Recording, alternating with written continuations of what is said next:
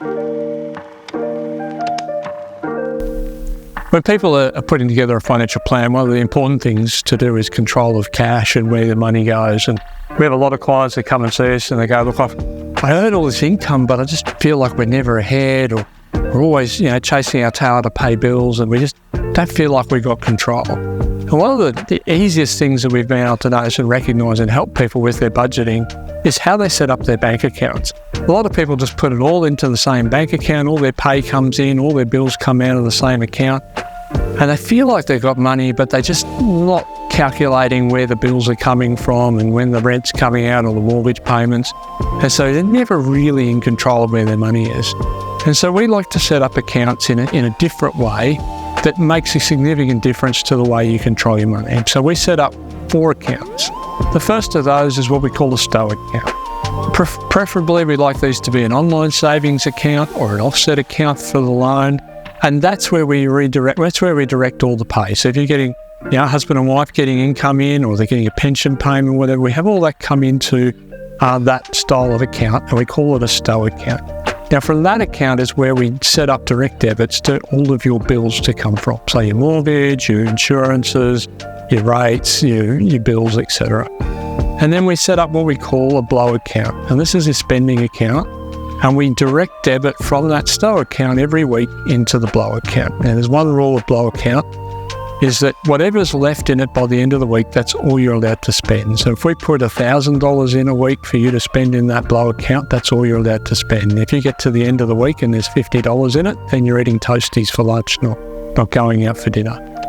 And we set that up as a direct debit to come in at the beginning of the week, and then that's your money that you're allowed to blow. Now, you might put in there petrol money, lunch money, money to go out to the movies, entertainment and so forth, and we work out what that amount is. And that's the money that you're allowed to blow. You don't have to feel guilty about spending it, because that's what it is. But once again, you can only spend what's in that account. So if you're running short at the end of the week, what we tend to find is that changes the nature of your spending. If you go, oh, look, I've only got $100 left, we can't really go out for dinner, or we can't do this. So you just don't do it. And then next week when the money comes in, you're good to go. But if you build up a cash reserve in that account and you want to go and, do the eyelashes, or you want to, splurge and go out for dinner, you can do it, and you don't have to feel guilty knowing that all the bills are covered and this is my spending money. The third account we set up is what we call a Mojo account. Again, this is an online savings account. This is an offset account.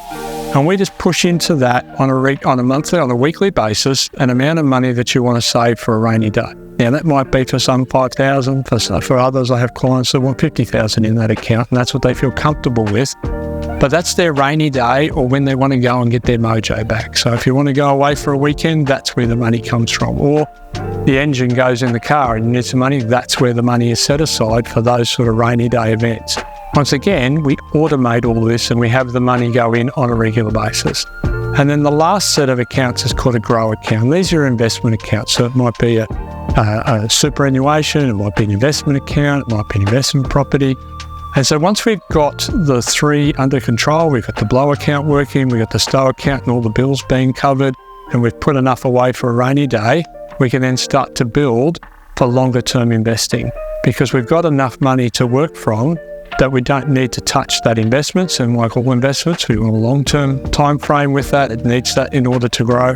And so then we can set up either salary sacrifice into super, or we can set up regular investments into investments, whether that's for kids or for retirement, under the proviso that we have provision that we have enough money set aside for the day-to-day.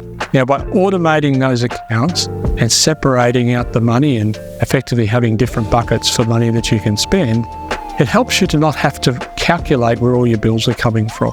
It says that this is the money I can spend and I can feel comfortable in spending. Here's the money for all my bills. I know that I'm going to cover the bills because we've set aside enough money for that. And I'm also putting away for a rainy day, which a lot of people don't do. If we can get that under control, we find that that's better than having to itemise every item that you spend and having to control, and then having fights about who spent more on coffee and who spent more on lunches or who spent more on online shopping than others, because you've built in the capacity to be able to utilise that money. The other thing it does is it automates it for you, so you're not having to literally think there every week about where the money's going to be. It's all set up.